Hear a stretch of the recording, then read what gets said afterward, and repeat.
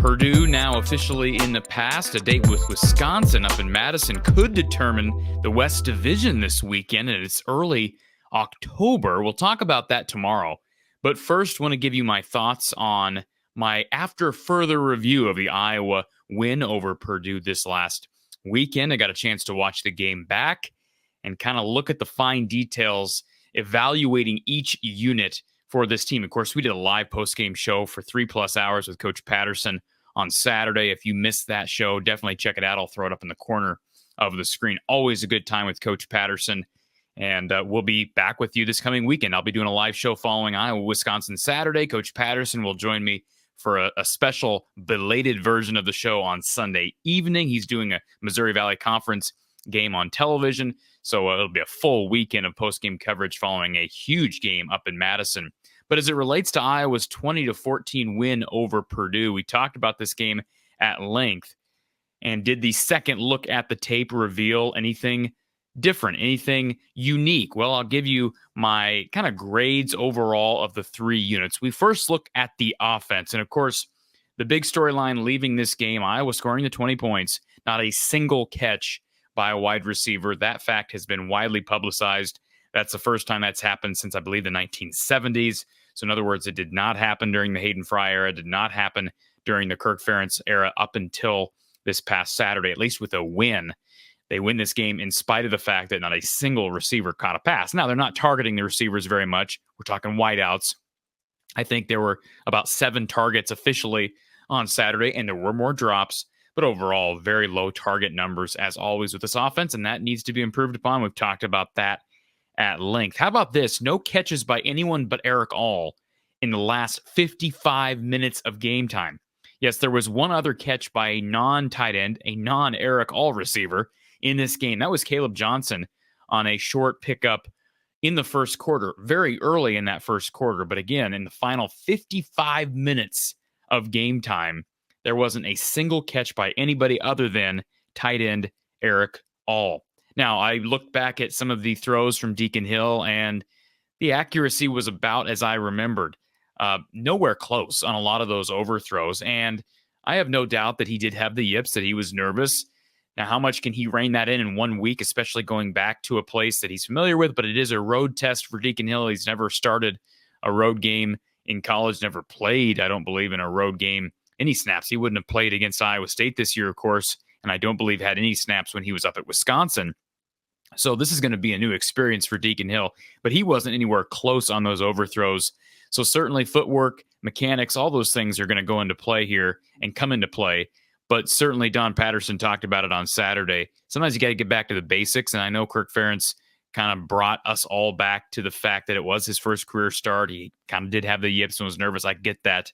But hopefully Deacon is working with John Budmeyer this week. I don't know how much Brian Ferentz is going to be able to help him relative to mechanics. I don't know who Deacon Hill's private coach is. I'm assuming he has one, just like Caden McNamara, Spencer Petras, all those guys anymore. But hopefully Budmeyer is working with Hill as he can within the confines of the NCAA rules. We can talk about that another day.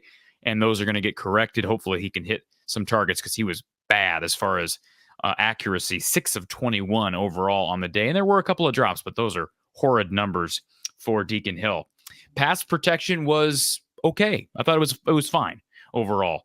I did see Logan Jones. I think the one big breakdown that I noticed was at the end of the first half. Logan Jones completely whiffed on his guy, gave up a sack on Deacon Hill. Ironically, Logan is probably their best offensive lineman collectively right now. But Mason Richmond was playing a little bit dinged up. Iowa, of course, is a little dinged up front, with Mason Richmond currently dealing with an injury. Nick DeYoung was out on Saturday as well. Bo Stevens has been working his way back, but I thought pass protection was okay. There's still room for improvement, but it is still much better than where it was a year ago at this time. Obviously, the run game looked better. Kirk Ferentz was quick to bring out during his weekly availability today on Tuesday, as I record this, that the way Purdue plays defense is going to be more conducive for Iowa to break off some bigger runs. That will probably not be the case this Saturday against Wisconsin. As far as the defense is concerned, I thought the D-line was solid, but not great. I think there was a little bit of an overhyped train as it relates to the 6 sacks we saw on Saturday, and we talked about that in postgame coverage as well. A lot of coverage pressure on Saturday, and that's fine, But the fact of the matter is, Phil doesn't bring a fifth or sixth guy that often. Maybe he'll start bringing an extra blitzer or two earlier in games. But as of Saturday, they were able to create pressure due to great coverage down the field. And even though there were a couple questionable plays by the secondary, Xavier Wampa and Jamari Harris kind of had a weird breakdown where both whiffed on a tackle of TJ Sheffield late in that first half. They gave up a score on that play. I think Jamari Harris wanted a legal block in the back on that play, did not get the flag. But I think overall, the defensive backfield playing well right now. And they got to stay healthy. Deshaun Lee is out for an extended period of time. So that means if Jamari Harris or Cooper DeJean go down, is it going to be TJ Hall coming in? Deshaun Lee was kind of that safety blanket. Remember, he played the first couple of games when Jamari Harris was suspended. But again, D-line was solid, not great. Still room for improvement in pass rushing. They just don't have that game breaker on the edge. I really don't want to target anybody specifically as being a disappointment, but I think a lot of people thought, well, maybe Deontay Craig would take that next step and end up being that game breaker. He has not been that yet for Iowa. In fact, I haven't looked at the snap counts, but it almost feels like Max Llewellyn and Ethan Hurkett have gotten as many, if not more, snaps than Deontay Craig.